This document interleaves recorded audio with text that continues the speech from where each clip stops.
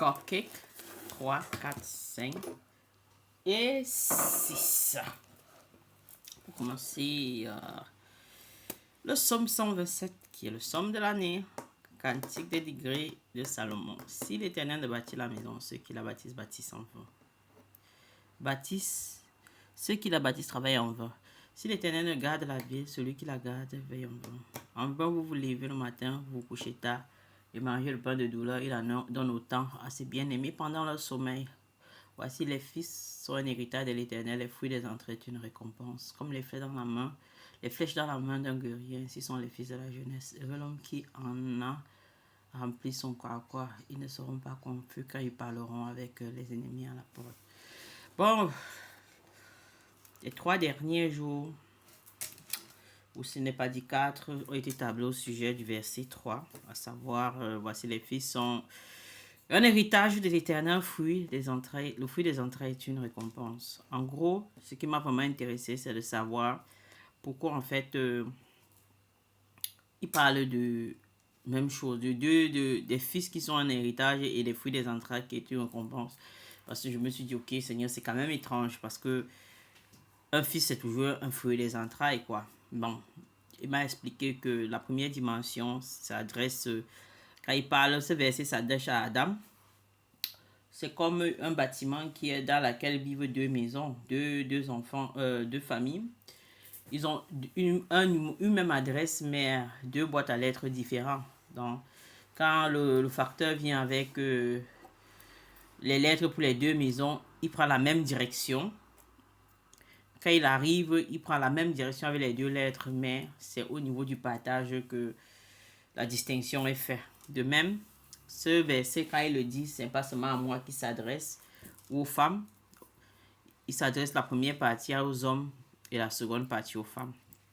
Donc, les fils, c'est un héritage. Hein? C'est un héritage parce que l'homme reçoit cet héritage de son père à lui. Parce qu'il y a la femme, parce que la femme n'a pas la capacité de définir le sexe de l'enfant. C'est bien l'homme qui le fait. Et les fruits des entrailles, ça s'adresse à une femme, aux femmes, qui est une récompense. Et bon, ça veut dire que Dieu récompense la femme. De quoi, on ne sait pas. Peut-être me dévoilera-t-il dans les prochains jours. Bon, je suis allé, j'ai médité, ma méditation m'a amené. Ceci m'a permis de comprendre pourquoi dans la parole, il disait qu'il va restaurer la relation entre le père et son fils, et la fille et sa belle-mère, donc les fruits des entrailles.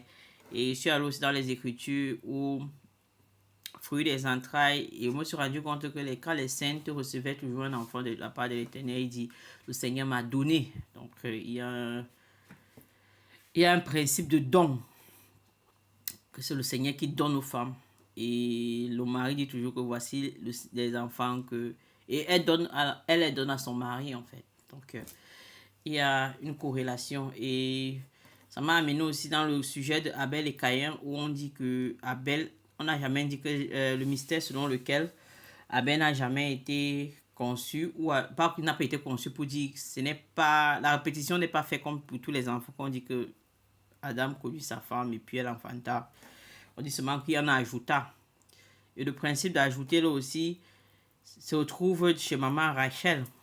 Quand on dit que quand elle a accouché, papa Joseph, il a dit que le Seigneur ajoute encore un fils. Et c'était Benoni.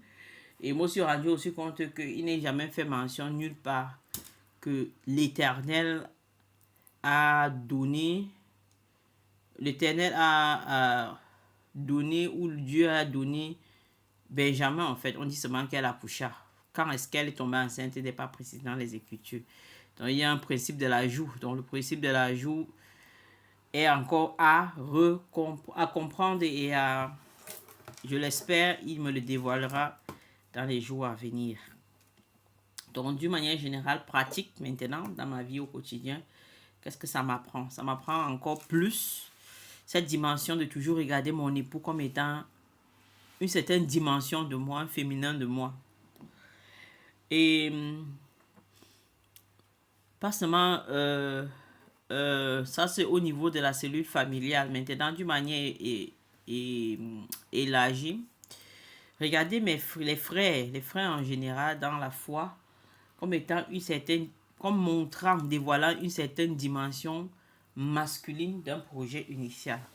Donc reconnaître sa place et en parlant aux frères, comprendre que quand tu parles aux frères, c'est à toi-même que tu t'adresses en fait. C'est à toi-même que tu t'adresses. Bon, ça m'a aussi enseigné une autre chose par rapport aux parents et tout. En fait, parfois, l'amour que nous portons pour nos enfants, je ne sais pas pour vous, mais parfois l'amour que nous portons pour nos enfants est un frein à l'accomplissement de la volonté de Dieu dans la vie de ses parents, de ses enfants. Comme il dit souvent, le fait aiguise le fait en réalité. Pendant qu'il est en train de traiter avec les enfants, il nous traite aussi. Donc c'est un travail qui est toujours conjoint, donc qui est double.